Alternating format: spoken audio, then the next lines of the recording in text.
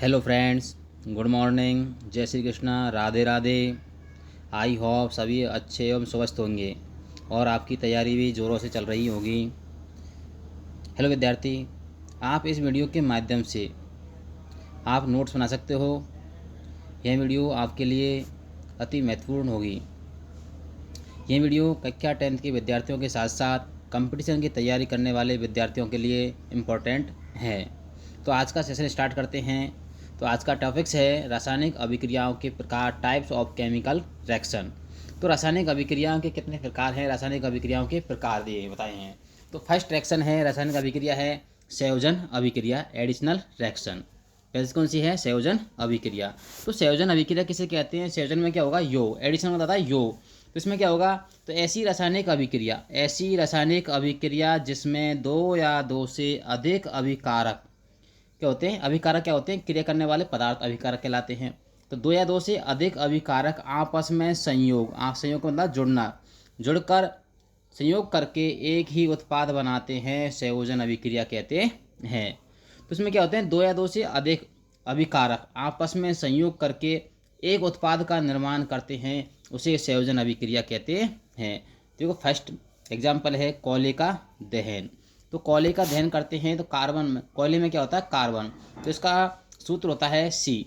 तो ये इसकी एस कोष्टक में एस लिखा हुआ है, तो ये इसकी अवस्था को दर्शा रहा है। तो एस का मतलब सॉलिड, ठोस है। तो कोयला ठोस है प्लस O2। कोयले को ऑक्सीजन की उपस्थिति में, कोयले का ऑक्सीजन की उपस्थिति में दहन करते हैं तो क्या बनता है? हमको CO2 प्राप्त होती है। क्या प्राप्त होती है? CO2 भी इसकी अवस्था दिखाई गई है जी को मतलब होता है गैस। तो CO2 हमको गैस के रूप में प्राप्त होती है।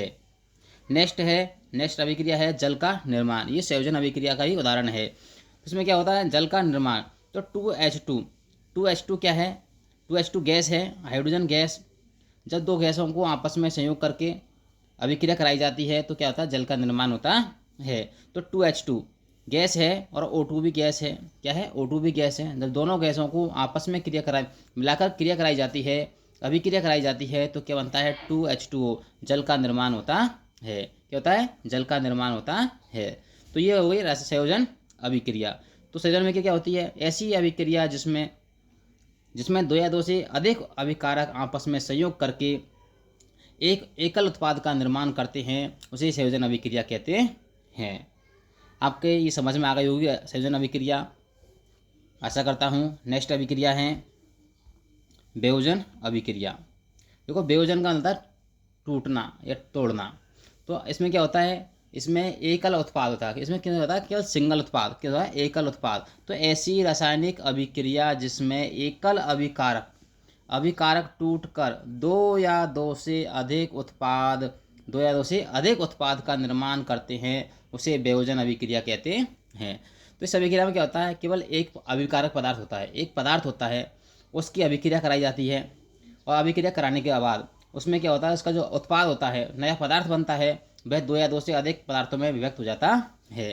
तो वियोजन अभिक्रिया क्या होती है? वियोजन अभिक्रिया का मतलब होता है अपघटन अभिक्रिया। वियोजन का मतलब होता है अपघटन।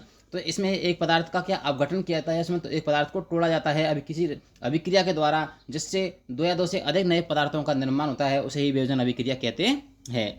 तो फर्स्ट एग्जाम्पल है 2PbNO3 लेड नाइट्रेट। पीबी होता है, पीबी सूत्र किसका है? लेड का है, और NO3 है जो नाइट्रेट है। तो 2PbNO3, तो लेड नाइट्रेट की अभिक्रिया। लेड नाइट्रेट को क्या कहता है? तापन, मतलब गर्म किया जाता है। किसी पात्र में लेड नाइट्रेट को लेकर गर्म किया जाता है। गर्म करने के बाद यह पदार्थ लेड नाइट्रेट दो या दो से अधिक पदार्थों में टूट जाता है। तो इसके टुकड़े क्या होते हैं? एक बन जाता है इससे लेड ऑक्साइड, 2PbO बन जाता है।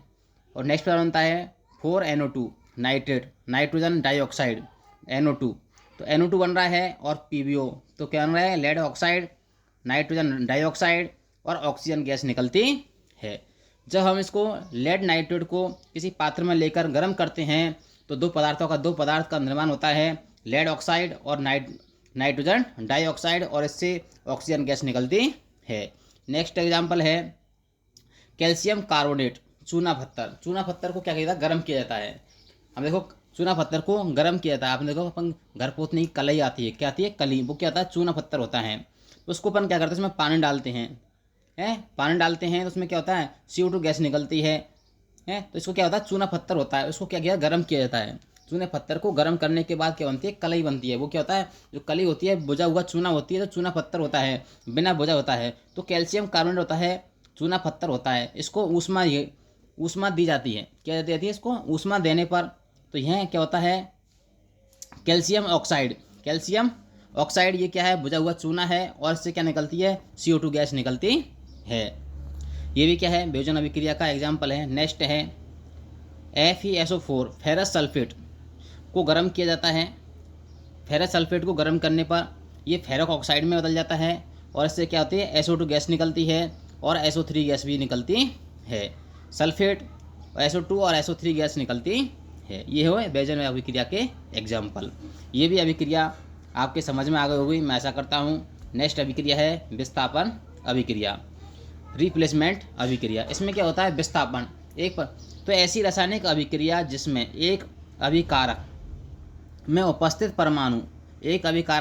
परमाणु दूसरे अभिकारक के परमाणु को विस्थापित कर देते हैं, उसे विस्थापन अभिक्रिया कहते हैं। इसमें क्या होता है, एक अभिकारक में जो परमाणु है, जो दूसरे अभिकारक में उपस्थित परमाणु को विस्थापित कर देता है, उसे विस्थापन अभिक्रिया कहते हैं। देखो फर्स्ट एग्जाम्पल है Zn। जिंक की अभिक्रिया कॉपर सल्फेट के साथ कराई जाती है। CuSO4 जिंक की क्रिया कॉपर सल्फेट के साथ कराने पर तो क्या करता है, जिंक कॉपर का विस्थापन कर देता है।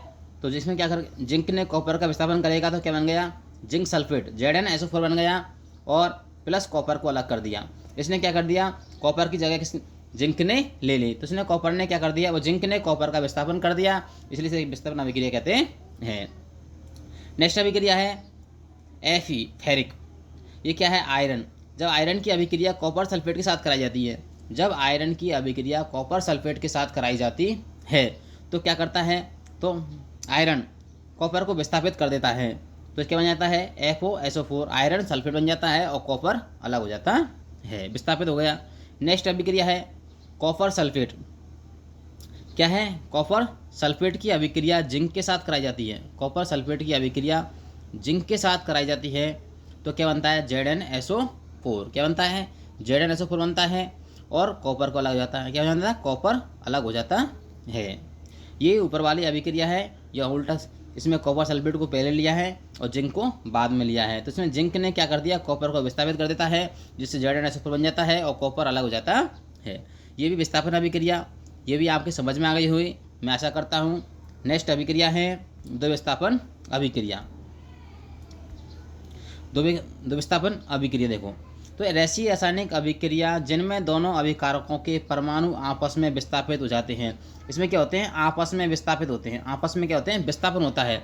जैसे देखो इसमें Na2SO4 है, और एक है बेरिलियम क्लोराइड। तो इसमें से इसका परमाणु इसमें, इसका परमाणु इसमें, आपस में क्या करते हैं, पदार्थों का एक्सचेंज होता है। इसमें क्या होता है, विस्थापन होता है। जबकि विस्थापन अभिक्रिया में एक पदार्थ दूसरे पदार्थ को विस्थापित करता है, उसमें एक्सचेंज नहीं होते, जबकि इसमें आपस में चेंज होते हैं। एक पदार्थ दूसरे पदार्थ को विस्थापित कर देता है, और उसका आपस में एक दूसरे का स्थान बदल लेते हैं। देखो Na2SO4 सोडियम सल्फेट की अभिक्रिया बेरिलियम क्लोराइड से कराई जाती है। बेरिलियम क्लोराइड से कराने पर क्या बनता है, बेरिलियम सल्फेट बन गया।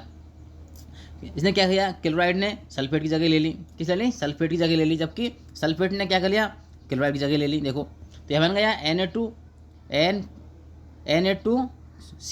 क्या बन गया, 2NaCl बन गया, सोडियम क्लोराइड बन गया, यह बन गया बेरिलियम सल्फेट। तो उन्होंने क्या किया, आपस में दोनों पदार्थ आपस में क्या होते हैं, एक्सचेंज हो जाते हैं। नेक्स्ट अभिक्रिया है जब AgNO3 की सिल्वर नाइट्रेट की क्रिया पोटेशियम क्लोराइड के साथ कराई जाती है, तो क्या बनता है, सिल्वर क्लोराइड और पोटेशियम नाइट्रेट बनता है। तो इसमें क्या करता है, देखो AgCl सिल्वर है, क्या करता है, सिल्वर क्लोरीन के साथ अभिक्रिया कर लेता है, तो AgCl बन जाता है, जबकि नाइट्रेट पोटेशियम के साथ क्या कर लेता है, अभिक्रिया कर लेता है, तो KNO3 बन जाएगा। तो ये हो गई दो विस्थापन अभिक्रिया। वे अभिक्रिया जिनमें अभिकारकों के बीच आयनों का आदान प्रदान होता है, दो विस्थापन अभिक्रिया कहते हैं। ये क्या होते हैं, आयन होते हैं। जैसे देखो सिल्वर है, सिल्वर में प्लस आयन होते हैं, जबकि नाइट्रेट में क्या होते हैं, माइनस आयन होते हैं। पोटेशियम प्लस आयन, जबकि क्लोरीन में माइनस आयन होते हैं। ये आपस में प्लस के साथ माइनस, माइनस के साथ प्लस जुड़कर क्या बनाते हैं, उत्पाद का निर्माण करते हैं। ये हो गई दो विस्थापन अभिक्रिया। नेक्स्ट अभिक्रिया है ऊष्माक्षेपी अभिक्रिया। तो ऊष्माक्षेपी अभिक्रिया क्या होती है? वे रासायनिक अभिक्रिया जिनमें उत्पाद निर्माण के साथ साथ ऊष्मा का निर्माण होता है। क्षेपीय ने उत्सर्जन, क्षेपी का होता है, इसके नाम से ही कन्फर्म लग रहा है कि ऊष्माक्षेपी अभिक्रिया, तो उसमें क्या होगा? ऊष्मा निकलेगी। तो इसमें उत्पाद के निर्माण के साथ साथ ऊष्मा का उत्सर्जन होता है। ऊष्मा क्या होता है? उत्सर्जन होता है। ऊष्माक्षेपी अभिक्रिया कहलाती है। देखो इसमें ये क्या है? CH4 क्या है? मेथेन गैस है। क्या है? प्राकृतिक मेथेन गैस है। जब मेथेन गैस की क्रिया, मेथेन गैस को ऑक्सीजन की उपस्थिति में जलाया जाता है तो क्या बनता है? CO2 गैस बनती है। क्या होती है? CO2 गैस बनती है, जल बनता है और ऊर्जा निकलती है। जब हम प्राकृतिक गैस का ऑक्सीजन की उपस्थिति में दहन किया जाता है तो उत्पाद के रूप में हमको CO2 गैस और जल एवं ऊर्जा प्राप्त होती है। ये वीडियो आपको अच्छा लगे तो लाइक एवं कमेंट करें, ज़्यादा से ज़्यादा शेयर करें। नेक्स्ट अभिक्रिया है ऊष्माक्षेपी अभिक्रिया। तो ऐसी रासायनिक अभिक्रिया जिसमें अभिकारक के द्वारा ऊष्मा का अवशोषण किया जाता है। जो अभिकारक होते हैं, जो अभिक्रिया में भाग लेने वाले पदार्थ होते हैं, उनके द्वारा ऊष्मा का अवशोषण किया जाता है, तो उसे क्या कहते हैं? ऊष्माशोषी अभिक्रिया कहते हैं। देखो कैल्शियम कार्बोनेट है, तो कैल्शियम कार्बोनेट को क्या करते हैं? हम गर्म करते हैं। तो गर्म करने के लिए क्या करें? ऊष्मा दी जाएगी। क्या जाएगी? ऊष्मा दी जाती है। देखो उसमें ऊष्मा आ रही है ऊपर। तो कैल्शियम कार्बोनेट को तो ऊष्मा दी जाती है तो क्या होता है? कैल्शियम कार्बोनेट दो पदार्थों में टूट जाता है, तो COO। तो CaO तो कैल्शियम ऑक्साइड और कार्बन CO2 गैस। तो इसमें क्या होता है? तो इसके बनता है कैल्शियम ऑक्साइड बनता है और CO2 गैस बाहर निकलती है। तो ये क्या होती है? ऊष्माशोषी अभिक्रिया है। इसमें रासायनिक पदार्थ को ऊष्मा देकर उसको दो पदार्थों में तोड़ा जाता है, इसलिए इसे ऊष्माशोषी अभिक्रिया कहते हैं। ये इसमें रासायनिक इसमें ऊष्मा का अवशोषण किया जाता है, अभिकारक के द्वारा ऊष्मा का अवशोषण किया जाता है, उसे ऊष्माशोषी अभिक्रिया कहते हैं। आई होप, मैं ऐसा करता हूँ ये भी अभिक्रिया आपके समझ में आ गई होगी। नेक्स्ट अभिक्रिया है ऑक्सीकरण अभिक्रिया, ऑक्सीडेशन रिएक्शन। तो वह रासायनिक अभिक्रिया जिसमें ऑक्सीजन परमाणु व ऋण विद्युत तत्व का क्या हो? संयोग हो। ऑक्सीजन परमाणु और ऋण विद्युतीय तत्व का क्या हो? संयोग हो, तथा हाइड्रोजन परमाणु और धन विद्युतीय तत्व का निष्कासन हो, ऑक्सीकरण अभिक्रिया कहलाती है। तो ऑक्सीकरण अभिक्रिया से तात्पर्य ऑक्सीजन मतलब ऑक्सीकरण, इसमें ऑक्सीजन का योग होगा। क्या होगा? ऑक्सीकरण का योग होगा। तो इसमें ऑक्सीकरण कैसा तत्व है? ऑक्सीजन के साथ ऋण विद्युत तत्व का योग होगा। इसमें है हाइड्रोजन परमाणु का निष्कासन एवं धन विद्युत तत्व का इसमें क्या होगा? वो ऑक्सीजन परमाणु एवं ऋण तत्व का इसमें संयोग होगा, जबकि हाइड्रोजन परमाणु एवं धन विद्युत तत्व का इसमें क्या होगा? निष्कासन होगा। फिर क्या अभिक्रिया कहलाती है? ऑक्सीकरण अभिक्रिया कहलाती है।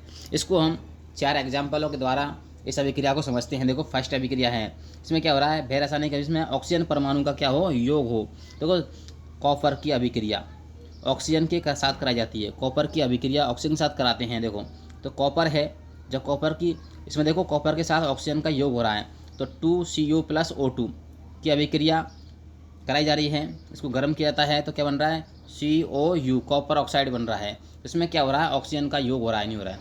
देखो कॉपर के साथ ऑक्सीजन जुड़ रही है तो क्या बन गया? Copper oxide. तो इसमें क्या हुआ? ऑक्सीजन का योग हो गया। अब बात करते हैं ऋण विद्युत तत्व का योग। मैग्नीशियम क्या है? धन विद्युत तत्व है। मैग्नीशियम क्या है? धन विद्युत तत्व है, जबकि क्या है? क्लोरीन क्या है? ऋण विद्युत तत्व है। कैसा है? ऋण विद्युतीय तत्व है। ये क्लोरीन पर क्या होता है? माइनस का चिन्ह होता है, जबकि मैग्नीशियम पर क्या होता है? +2 होता है। क्या होता है? +2। जब मैग्नीशियम की अभिक्रिया क्लोरीन के साथ कराई जाती है, मैग्नीशियम धन विद्युत तत्व होता है, जबकि क्लोरीन क्या होता है? ऋण विद्युतीय तत्व होता है। तो दोनों तत्व आपस में मिलकर, परमाणु आपस में मिलकर क्या बनाते हैं? मैग्नीशियम क्लोराइड बनाते हैं। क्या बनाते हैं? Magnesium chloride. तो ये भी क्या हो गया? ऑक्सीकरण अभिक्रिया का एग्जाम्पल हो गया। किसका हो गया? ऑक्सीकरण अभिक्रिया का एग्जाम्पल हो गया। नेक्स्ट एग्जाम्पल है हाइड्रोजन परमाणु का निष्कासन। देखो ये है CH3CH2OH, एथेनॉल है। ये क्या है? एथेनॉल है। अब एथेनॉल को क्या कराने हैं? इसकी एथेनॉल की अभिक्रिया कराई जाती है तो क्या बन रहा है? इसमें से हाइड्रोजन परमाणु का निष्कासन होता है। इसमें क्या होता है? हाइड्रोजन परमाणु, तो CH3CHO। देखो यहाँ पर 2 3 2 5 हाइड्रोजन परमाणु थे, जब यहाँ के कितने परमाणु हो गए? 3 1 4। इसमें 2 हाइड्रोजन परमाणु बाहर निकल जाते हैं, इसलिए यहाँ क्या हो रहा है? हाइड्रोजन परमाणु का निष्कासन हो रहा है, इसलिए यह क्या है? ऑक्सीकरण अभिक्रिया है। मैं आशा करता हूँ यहाँ आपको समझ में आ रहा हो। ये समझ में नहीं आ रहा है तो आप कमेंट करके ज़रूर बताएं। हैं तो इसमें क्या हो रहा है? हाइड्रोजन परमाणु का निष्कासन होता है। इसमें हाइड्रोजन परमाणु अलग निकल रहा है इसमें से। इसमें क्या हो रहा है? कैल्शियम का क्या हो रहा है? योग हो रहा है। तो कैल्शियम का ऋण विद्युत तत्व है, जबकि इसमें ऑक्सीजन का योग हो रहा है। ऑक्सीजन क्या है? ऑक्सीजन का योग होना ऑक्सीकरण कहलाता है, ऋण विद्युत तत्व का योग होना ऑक्सीकरण कहलाता है, जबकि हाइड्रोजन परमाणु का निकलना ऑक्सीकरण कहलाता है, निकल रहा है इसमें। नेक्स्ट एग्जाम्पल देखते हैं। देखो किसका होगा, धन विद्युत तत्व का निष्कासन। देखो पोटेशियम क्या है, पोटेशियम ये है पोटेशियम आयोडाइड। पोटेशियम आयोडाइड की अभिक्रिया क्लोरीन के साथ कराई जाती है। पोटेशियम आयोडाइड की अभिक्रिया क्लोरीन के साथ कराई जाती है तो क्या बनता है, कैल्शियम क्लोराइड बनता है और आयोडीन बाहर निकलता है, आयोडाइड बाहर निकलता है। तो आयोडीन क्या है, धन विद्युत तत्व है। आयोडीन क्या है, धन विद्युत तत्व है। तो इसमें से क्या हो रहा है, धन विद्युत तत्व का निष्कासन हो रहा है, इसलिए यह कौन सी अभिक्रिया हो गई, ऑक्सीकरण अभिक्रिया कहलाएगी। नेक्स्ट अभिक्रिया से है अपचयन अभिक्रिया, रिडक्शन रिएक्शन। तो इसमें क्या होगा, यह अभिक्रिया ऑक्सीकरण अभिक्रिया की बिल्कुल विपरीत अभिक्रिया है। उसमें क्या हुआ, ऑक्सीजन परमाणु का योग हुआ, इसमें निष्कासन होगा। उसमें ऋण विद्युत तत्व का योग होगा, इसमें निष्कासन होगा। उसमें हाइड्रोजन परमाणु निष्कासन, इसमें योग होगा। उसमें धन विद्युत तत्व का निष्कासन हुआ, इसमें योग होगा।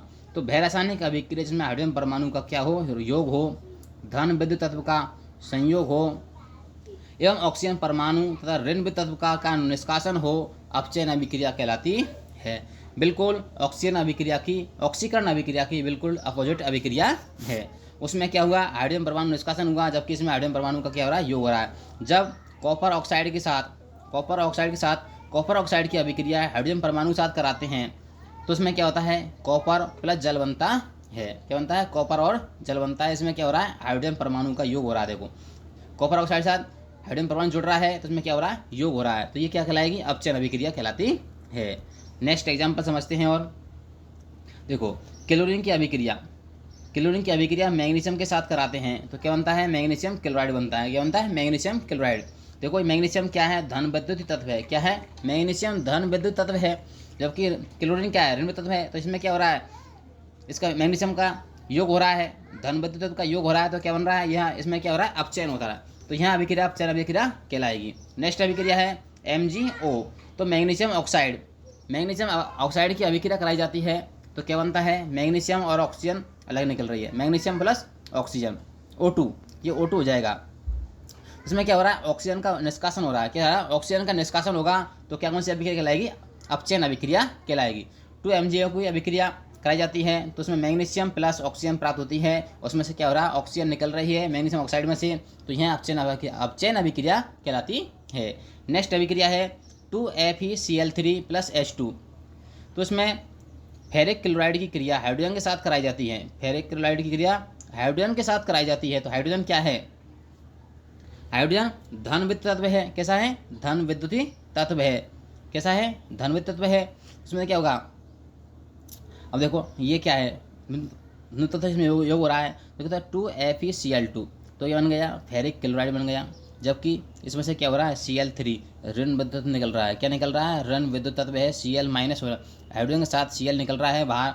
यहाँ Cl 3 थे, यहाँ पर 2 हैं, एक अलग निकल रहा है। तो यहाँ पर क्या हुआ, ऋण विद्युत तत्व का निष्कासन हुआ, तो यहाँ अपचयन अभिक्रिया कहलाएगी। इन दोनों एग्जाम्पल में ऑक्सीजन, इसमें ऑक्सीजन निकल रही है, इसमें Cl- निकल रहा है। तो ये क्या है, इसमें हाइड्रोजन परमाणु जुड़ रहा है, धन विद्युत तत्व जुड़ रहा है, नेक्स्ट वाले में हाइड्रोजन परमाणु जुड़ रहा है। तो सही 4 एग्जाम्पल किसके हैं, अपचयन अभिक्रिया के हैं। इन 4 एग्जाम्पल द्वारा आप हैं बिल्कुल आसानी से अपचयन अभिक्रिया को समझ सकते हैं।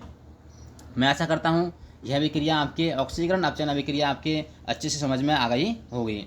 नेक्स्ट अभिक्रिया है रेडॉक्स अभिक्रिया। रेडॉक्स अभिक्रिया को क्या कहते हैं, उपचयन या ऑक्सीकरण अपचयन अभिक्रिया भी कहते हैं। तो रेडॉक्स अभिक्रिया क्या होती है, वे रासायनिक अभिक्रिया जिनमें ऑक्सीकरण तथा अपचयन अभिक्रिया साथ साथ चलती है। इसमें क्या होती हैं, दोनों अभिक्रियाएं एक साथ होती हैं, इसमें साथ साथ होती हैं, उसे क्या कहते हैं, रेडॉक्स अभिक्रिया कहते हैं। वे अभिक्रिया जिनमें एक पदार्थ का तो क्या होता है, ऑक्सीकरण हो और दूसरे पदार्थ का अपचयन होता है, उसे क्या कहते हैं, रेडॉक्स अभिक्रिया कहते हैं। तो रासायनिक अभिक्रिया में एक पदार्थ का क्या होगा, ऑक्सीकरण होगा, दूसरे पदार्थ का क्या होगा, अपचयन होगा, उसे क्या कहते हैं, रेडॉक्स अभिक्रिया कहते हैं।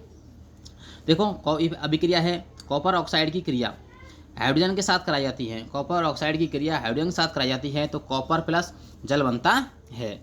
अब इसको समझना है, इसको ऑक्सीकरण अपचयन के द्वारा समझना। देखो कॉपर ऑक्साइड है, ये क्या है, कॉपर ऑक्साइड में से क्या निकल रही है, ऑक्सीजन अलग हो रहा है। क्या हो रहा है, ऑक्सीजन अलग हो रहा है। देखो कॉपर ऑक्सीजन, इसमें से क्या हो रहा है, ऑक्सीजन अलग हो गए, कहाँ गया, जल के साथ जुड़ गया, क्या जुड़ गया, इसमें कॉपर अलग हो गया तो इसका क्या हुआ, अपचयन हुआ। ऑक्सीजन का निकलना, ऑक्सीजन का निकलना क्या कहलाता है, ऑक्सीजन का निष्कासन अपचयन कहलाता है। तो इसमें क्या हुआ, कॉपर का क्या हुआ, अपचयन हुआ। जबकि हाइड्रोजन के साथ क्या जुड़ रही है, ऑक्सीजन जुड़ रही है, क्या जुड़ रही है, ऑक्सीजन जुड़ रही है। तो ऑक्सीजन का जुड़ना क्या कहलाता है, ऑक्सीकरण कहलाता है।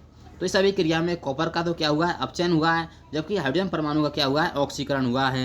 हाइड्रोजन परमाणु के साथ ऑक्सीजन जुड़ के H2 बनाया है, जबकि कॉपर ऑक्साइड में से ऑक्सीजन के निकलने के बाद क्या बन गया, कॉपर बना है। तो इस अभिक्रिया में हाइड्रोजन परमाणु का ऑक्सीकरण और कॉपर परमाणु का अपचयन हुआ है। इसलिए यह अभिक्रिया, दोनों अभिक्रिया एक ही दोनों इस रिएक्शन में, इस अभिक्रिया में दोनों अभिक्रिया एक साथ साथ हो रही हैं, इसलिए इसे क्या कहते हैं, रेडॉक्स अभिक्रिया कहते हैं। नेक्स्ट एग्जाम्पल लेते हैं, उसके द्वारा हम इसको और समझते हैं। देखो नेक्स्ट देखो, जिंक की अभिक्रिया कॉपर सल्फेट के साथ कराते हैं। जिंक की अभिक्रिया कॉपर सल्फेट के साथ कराने पर क्या बनता है, जिंक सल्फेट बनता है और कॉपर अलग होता है, कॉपर बनता है। और देखो इसमें क्या हो रहा है, जिंक के साथ सल्फेट परमाणु, इसमें क्या है, सल्फर परमाणु है, ये क्या है, SO3- होता है, क्या होता है, SO3-। तो SO4- होता है, ये क्या होता है, SO4- होता है। ये कौन सा हो गया, ऋण विद्युत तत्व हो गया, क्या हो गया, ये हो गया ऋण विद्युतीय तत्व हो गया। तो जिंक के साथ है, तो इसमें क्या हो रहा है, जिंक के साथ क्या जुड़ रहा है, ऋण विद्युत तत्व जुड़ रहा है, तो क्या बन गया, ZnSO4 बन गया।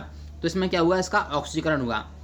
तो किसी परमाणु के साथ ऋण विद्युत तत्व का जुड़ना क्या कहलाता है, ऑक्सीकरण कहलाता है। तो इसमें क्या हुआ, जिंक के साथ SO4- जुड़ा, तो क्या हुआ, इसका ZnSO4 बन गया। तो इसका क्या हुआ, जिंक का तो ऑक्सीकरण हुआ। जबकि इसमें से क्या हुआ, इसमें से कॉपर सल्फेट में से क्या हुआ, SO4- तो निकल गया, इसके साथ निकलने से क्या हुआ, ऋण विद्युत तत्व का निष्कासन क्या कहलाता है, अपचयन कहलाता है। और SO4 सल्फेट आयन के निकलने से क्या हुआ, कॉपर अलग हो गया और इसका कॉपर का क्या हो गया, अपचयन हो गया। इससे क्या हुआ, तो कॉपर का तो अपचयन हुआ, जबकि जिंक का क्या हुआ, ऑक्सीकरण हुआ। यह अभिक्रिया आपके भी समझ में आ गई होगी, मैं आशा करता हूँ। ये सभी रासायनिक अभिक्रिया आपके समझ में आ गई होगी। हमने पढ़ी हैं, फर्स्ट अभिक्रिया पढ़ी थी हमने, कौन सी पढ़ी थी, है संयोजन अभिक्रिया। उसके बाद इसमें कोयले का दहन, जल का निर्माण। नेक्स्ट अभिक्रिया थी वियोजन अभिक्रिया। उसके बाद विस्थापन अभिक्रिया, फिर उसके बाद क्या पढ़ी थी, विस्थापन अभिक्रिया, फिर दो विस्थापन अभिक्रिया पढ़ी थी, और उसके बाद ऊष्माक्षेपी अभिक्रिया। नेक्स्ट उसके बाद ऊष्मा शोषी अभिक्रिया, शोषी और ऑक्सीकरण अभिक्रिया। नेक्स्ट है यह है रेडॉक्स अभिक्रिया। मैं आशा करता हूँ ये वीडियो आपके अच्छे से समझ में आ गई होगी। यदि आपको किसी प्रकार की कोई अभिक्रिया समझ में नहीं आई है तो आप कमेंट करके बता सकते हैं। यदि आप चैनल पर नए हो तो चैनल को सब्सक्राइब करें, वीडियो को लाइक एवं कमेंट करें एवं ज़्यादा से ज़्यादा शेयर कर सकें, जिससे और बच्चों को इसका लाभ प्राप्त हो सके। और आप इस वीडियो के माध्यम से घर बैठे अपने फेयर कॉपी में नोट्स बना सकते हो और आपकी तैयारी में 4 चांद लगा सकते हो। मैं आशा करता हूँ। थैंक यू, धन्यवाद।